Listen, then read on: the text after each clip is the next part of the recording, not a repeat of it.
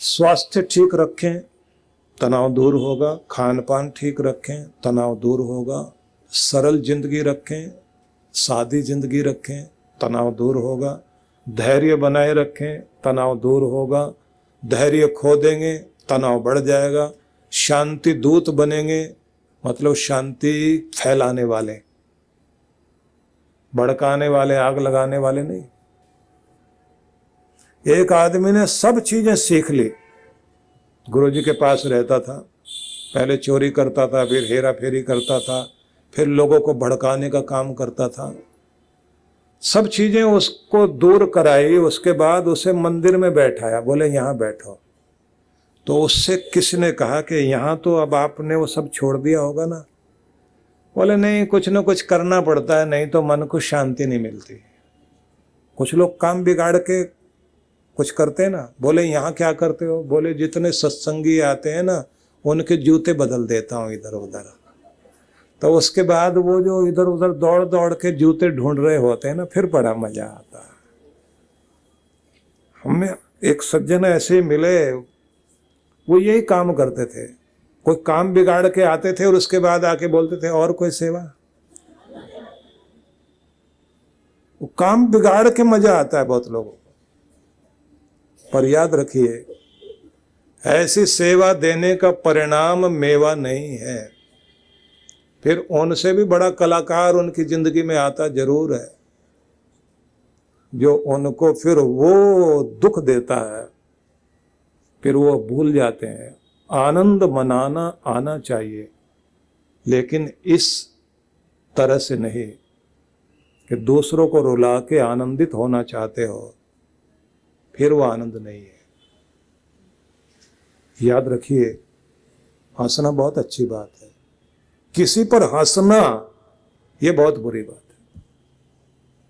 किसी की गरीबी, किसी की दीनता, किसी की लाचारी, किसी का बुरा हो जाना, किसी को चोट लग जाना, किसी का गिर जाना, कभी मत हंसना।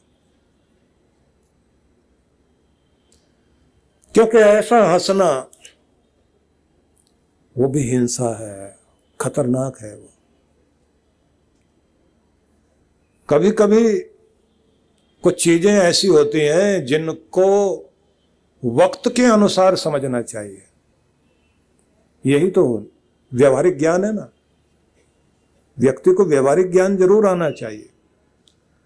व्यवहारिक ज्ञान के साथ में व्यवहारिक होना और व्यवहार के साथ में रिश्ते बनाना, इसको आजकल बोलते हैं कि आदमी को पब्लिक रिलेशन भी आनी चाहिए, जिसको PR बोलते हैं।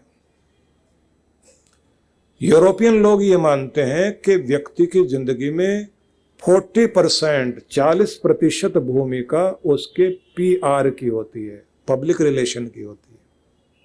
उससे वो आगे जाता है। बड़ा लिखा गया है यूरोप में, अमेरिका में इस पर कि व्यवहार कुशलता बहुत बड़ी चीज है। आना चाहिए कि कहाँ कैसे बात करनी है और किस तरह बात करनी है। कृष्ण भगवान के पूरे स्वरूप में अगर आप देखें, उनकी व्यवहार कुशलता बड़ी अद्भुत है। एक हर समय माथे पर शांति, चेहरे पर मुस्कुराहट, वाणी में माधुर्य और अंग अंग में स्फूर्ति, ऊर्जा, अद्भुत ऊर्जा, ये कृष्ण स्वरूप है। इस स्वरूप को ध्यान में रखकर इसकी प्रार्थना किया करें कि हे गोविंद, मेरे जीवन में अपने दिव्य गुणों की भेंट दो, मेरी झोली में यह डालो। देखिए, हंसना हंसाना बहुत अच्छा माना जाता है, लेकिन किसी के घर में शोक सभा हो और आप वहां बैठ के चुटकुला सुनाए तो सबसे ज्यादा खतरनाक चीज है ना। दूसरा, भगवान का नाम सत्य है, राम का नाम सत्य है और उसी से जीवन में गति है, तो सबसे अच्छी बात है ना।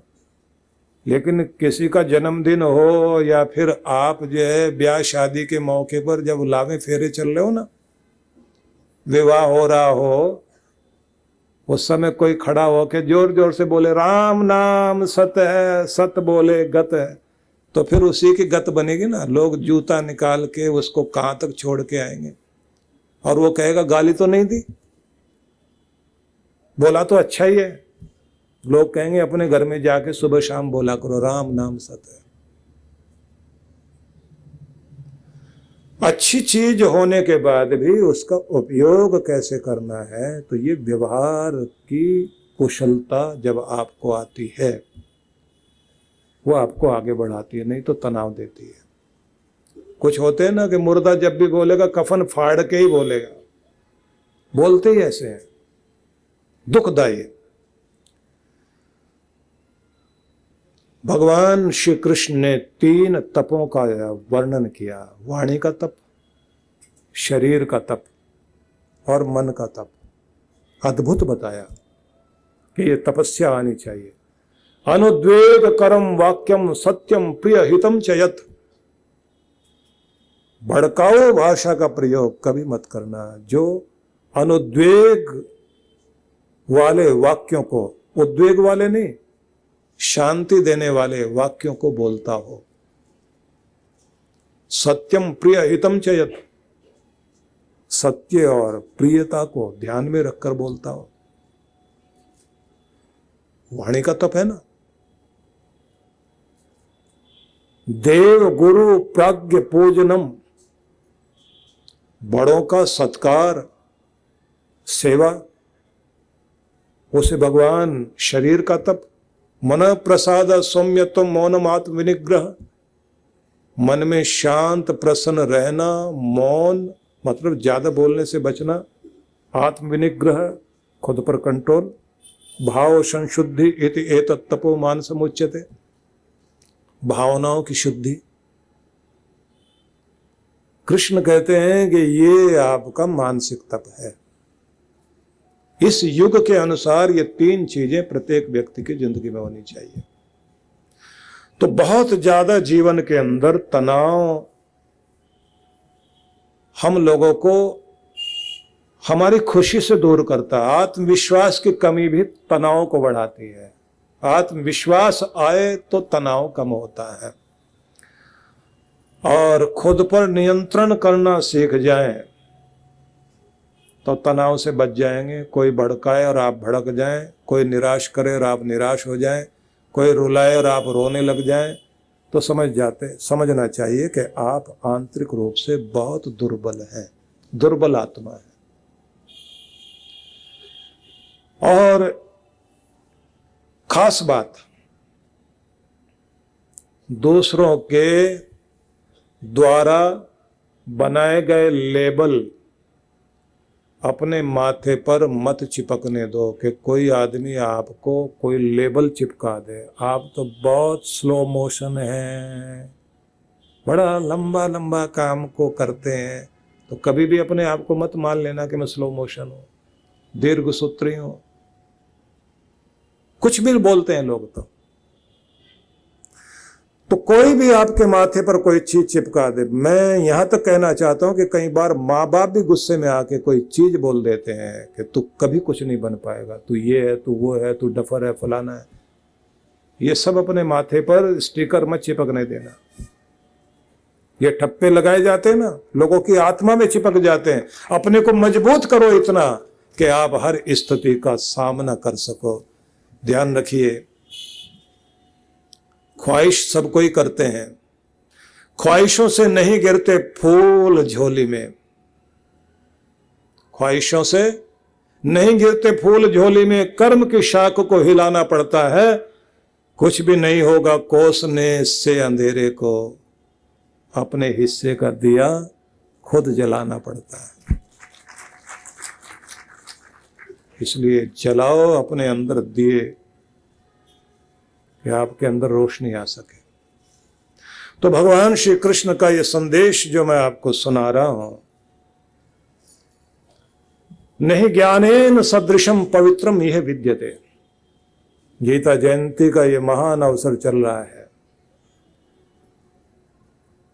जिसका भाव हम अपने जीवन में ये जरूर अपना लें कि भगवान कहते हैं कि दिव्य ज्ञान के बिना इस दुनिया में कुछ भी पवित्र करने वाली कोई और चीज नहीं है। इसलिए दिव्य ज्ञान से युक्त प्रत्येक व्यक्ति को होना चाहिए और योग से संसिद्ध होकर सिद्ध करते हुए अपने ज्ञान के द्वारा व्यक्ति को अपना आत्म कल्याण करते रहना चाहिए। भगवान ये भी कहते हैं, श्रद्धावान लभते ज्ञानम तत्पर संयते इंद्रिय ज्ञानम लब्ध्वा पराम शांतिम अचिरेण अधिगच्छति। जब आपके जीवन में सच्चा ज्ञान आता है तो फिर शांति अवश्य उतरेगी। और ये ज्ञान कब आता है? श्रद्धावान लभते ज्ञानम, जब आप श्रद्धा वाले बनते हैं तब। अब श्रद्धा वाले बनने का मतलब क्या हुआ? देखिए, अगर आपके जीवन में श्रद्धा का प्रभाव बहुत गहरा है तो एक बात आप जरूर देखेंगे कि श्रद्धा गहरी होने से आपको जिस भी चीज में श्रद्धा है वो चीज कभी मुश्किल नहीं लगेगी। आपकी श्रद्धा अगर कैलाश मानसरोवर में है, आप कभी ये नहीं सोचोगे वहां पहुंचेंगे कैसे, पहुंच जाओगे। केदारनाथ में श्रद्धा हो तो वो सर्पीली सड़कें, वो घुमावदार मार्ग, वो ऊंचे पहाड़, वो नीची खाइयां, कोई भी आपको बाधा नहीं पहुंचा सकती। वो ठंडा मौसम, वो बादल बरसते हुए, कहीं से भी कोई चट्टान सरक कर नीचे आ जाए, खतरा है जीवन का। आवाज लगाई कि प्रभु मुझे बुला रहे हो, परीक्षा भी ले रहे हो, मैं हर परीक्षा देने के लिए तैयार हूं, पर तेरा दर छोड़ने के लिए तैयार नहीं। श्रद्धा वहां तक लेकर जाएगी। श्रद्धा जब वहां तक लेकर जाएगी तो आप ध्यान रखिए, अलकनंदा को पार किया, आप केदारनाथ जा रहे हैं तो अलकनंदा का पुल पार करते करते जैसे ही आप सामने देखते हैं कि मेरे बद्रीनाथ भगवान का धाम आ गया है, आंख में आंसू छलछलाने लग जाते हैं। उसी समय आप वहीं से दोनों हाथ ऊपर करके बद्रीनाथ को प्रणाम करने लगते हैं। आप कहने लगते हैं कि मेरा, मेरे पूर्वजों का, मेरे बच्चों का, मेरे परिवार का, सबका प्रणाम स्वीकार करो मेरे दाता। मैं अपने परिवार का प्रतिनिधि बनकर तेरे दर पर हाजिरी लगाने के लिए पहुंच गया। जब सीढ़ी पर आप हाथ रखोगे ना तो पहली सीढ़ी पर भक्तों के पांव की धूली को उंगलियों में लेकर माथे से लगाकर कहोगे पवित्र हो गया। श्रद्धा ले जा रही नहीं वहां तक। और नहीं श्रद्धा है तो कहते हैं बस यहीं से दर्शन कर लेते हैं, क्योंकि केदार की भी और बद्रीनाथ की भी बहुत सारी मूवी मिल जाती हैं, वहीं से प्रणाम कर लेंगे। महाराज अच्छा आप ऐसे हैं तो प्रणाम स्वीकार कर लो, वहीं बैठे बैठे कर रहे हैं। अच्छा क्या है, यहाँ एक नदी बहती है और अंदर जो है ना भगवान की मूर्ति भी, पूरी पूरी तो मूर्ति है नहीं जी। श्रद्धा भाव, आप वैष्णो दरबार जाए ना, हेलीकॉप्टर से उतर के जाओ अंदर, फटाफट दर्शन होंगे, पिंडी के पास में जाते कहेंगे अच्छा है यही माता जी हैं। अच्छा अब पता ही नहीं था इतने लोग आते हैं यहाँ। कोई श्रद्धा वद्धा नहीं, कुछ नहीं होगा। और जो एक एक पौड़ी पर पांव रखते रखते कष्ट सहते सहते जाता है, उससे तो दर्शन वहां होंगे, उससे पहले ही माता रानी के दर्शन बीच में ही हो जाते हैं। वहीं उसकी ज्योत आंखों के सामने झलकने लग जाती है, वहीं उसकी मनोकामना पूर्ण होने लग जाती है। श्रद्धा किसी भी रूप में जागृत हो जाए, ये चमत्कार कराती जरूर है। इसलिए मैं आपसे कहना चाहता हूं, श्रद्धा साधारण चीज नहीं है, ये बहुत बड़ी शक्ति है। तो श्रद्धावान बनने के साथ साथ में गुरु के पास जब आप जाकर बैठे तो उनसे कृपा मांगे कि सदगुरु आशीर्वाद दो। मेरी भक्ति स्थिर हो, मेरे नियम दृढ़ हो, मेरा संकल्प मजबूत बने। दो तरह की चीजें, प्रतिभा का इस्तेमाल करना आ जाए और उसे जगाने वाला, बताने वाला मिल जाए। हनुमान जी को जामवंत ने बताया था ना, हे हनुमंत, आप अपने स्वरूप को नहीं पहचान पा रहे हैं, आप क्या हैं? आप पवन पुत्र हो, समस्त देवताओं की शक्तियां आपके अंदर हैं। हनुमान जी के स्वरूप को ध्यान में लाइए, क्या दिखाई देता है? हनुमान जी संत और सिपाही वाला रूप लेकर खड़े हुए हैं, सैनिक भी हैं और सेवक भी, दोनों रूप दिखाई देते हैं।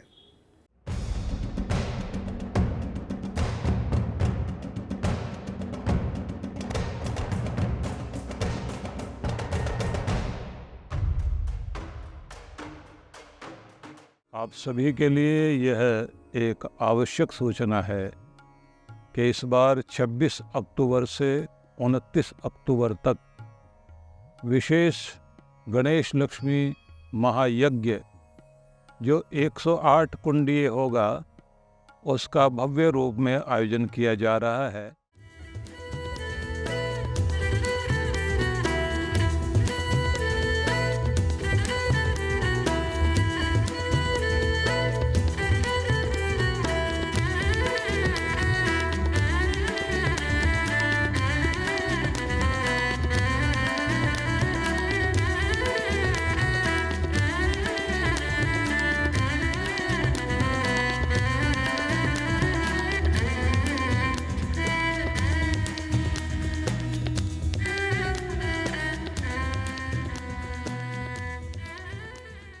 कि आप लोग जानते हैं कि लक्ष्मी जी का एक वरदान वाला स्वरूप जो विशेष तिथि में सबको कृपा के रूप में प्राप्त होता है, वह शरद पूर्णिमा है, जिसको माना जाता है वो सौभाग्य रात्रि है। वह अपने आपे में एक दिव्य अवसर है।